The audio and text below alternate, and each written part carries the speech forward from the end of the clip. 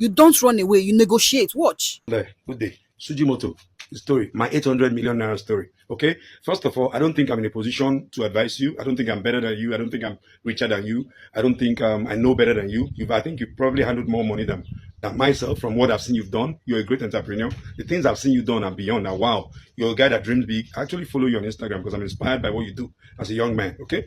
But I want to share my own story about 15 years ago, 13, 15 years ago, how I ran into a debt of 800 million naira. Yes, and I want to use my road to recovery to share so that you can use it, or whoever knows him, share this message with him, forward it to him. It's not the end of life. I don't know if you read Otedola's new book, his was even worse. So it's just about a roadmap. I'm going to share yours, okay? How you can follow it if you feel like, and any other person out there who think it's the end of life, where they are owing people. We all make mistakes, and I'm going to share my mistakes. What led me to this? Most debts are made from wrong calculation and responsibility from the borrowers.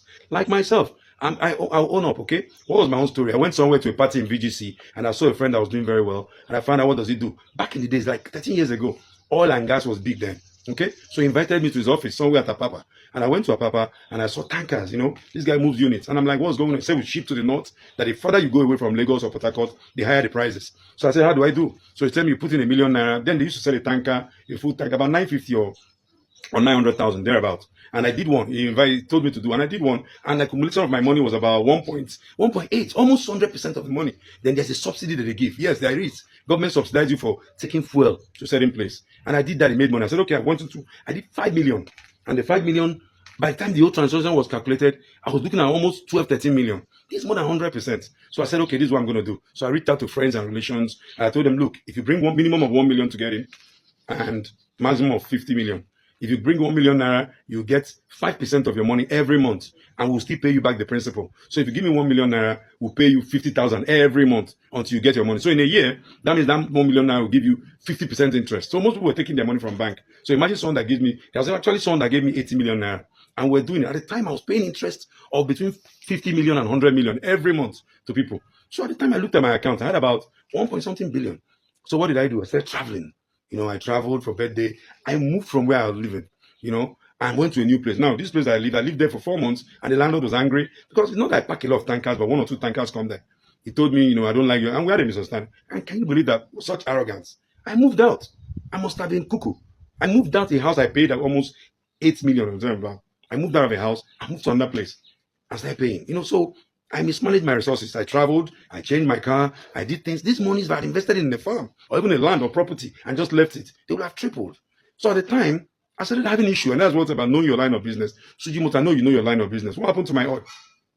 I'll receive a call from my driver. He will tell me, sir, the trailer capsized in Ijebu-Ode. I will leave Lagos and start going to Ijebu-Ode. And I'll get there, the diesel, the fuel I've poured, they are scooping it. And next day they'll call me, you give somebody, he has a load to the tank. Tanker drivers are the craziest people to work with. For the 3 years I did this thing was the worst period of my life. I saw a lot of cash flow, so much cash flow. My bankers were calling me to invest. But guess what? And it crashed. When it crashed, when I started knowing it was I couldn't pay people back their money, give me back my principal, I couldn't pay back. So they picked my manager, arrested my brother, took them to Abuja. They said they wanted to see me. I didn't want to show up, so I sent a lawyer. They said, in fact, they detained the lawyer, told him, we don't want to see you, we're not interested in you. So what did I do? I didn't show up. So after a while, I had to own up. I went there. And I'll tell you one thing, bankers that borrow you money, they're not interested in you being in jail. All right? They want you to pay them back their money. Pay them back their money. Now, they want you to pay them back their money. They're not interested in sending you to jail. All right? I'll deviate a bit. A young man came to meet us about 6, 7 years ago that he wanted to shoot a Nollywood movie. And he needed 25 million. So myself and a group of friends, we invested in his business. I put in 5 million personally. But guess what? The movie tanked. He didn't do well. He used one of the biggest Nollywood actors and actresses. We had about 3 or 4 of them. The movie tanked. So we're going for our money. We're having all kinds of issues. We arrested him. We did that. But the arrest doesn't work. So I told them to leave him. But the colleagues who arrested him, I said, no. Sit down with him to negotiate. That's the only way you can get your money. You might not get all. Okay, how do we pay back? Even banks. And please, Sujimoto, do not run away. Many people are telling you to elope, sell the assets. No, you have a beautiful brand, solid brand. Okay, so I'm going to list 4 things, okay, that you can do. First of all, Mr. Sujimoto, call a press conference. Mine, I didn't call because I'm not in the social space like you. I've not become that huge. Now, like Enugu State government that accused you, all those people that address it. First of all, apologize for how you handled it. Okay, apologize for the wrong communication. Own up as a man that you're going to look inwards and get back to them on how you're open for any question, communication with their lawyer, their representatives, their family. That will give them peace of mind. Okay, that they can come to your view schedule. They should call this number. When they all come, do not, I repeat, do not let them all come at the same day. Like you said, you put they should all come on September 25th. There'll be chaos. So schedule meeting with them. They should all call this number, and the person calls. Maybe a lawyer said, okay, beautiful, let us meet. Let them not meet in your office. Meet at an arbitrator's office. An arbitrator is who settles matters between people. Okay, I owe you so amount. What can we do? You analyze it. I paid you this. I paid. Okay, we've admitted that this is what I pay. I owe you. Go. We'll schedule the next meeting for how to negotiate the way forward. Okay? Don't run away. Go to the FCC office. Address and honor. That's the first thing. Okay? The next stage is cut down your expense. Mr. Sujimoto, we'll see how you live. The fly life. I know you help people, philanthropy and all that. Cut that shit out. Cut it out. Those were the things that put me in trouble. Go and read The Art of a Comeback by Donald Trump. The Art of a Comeback. Read Otedola's new book. Many of the things that put them in trouble was wrong calculation. Go and read The Art of a Comeback. So you can come back too.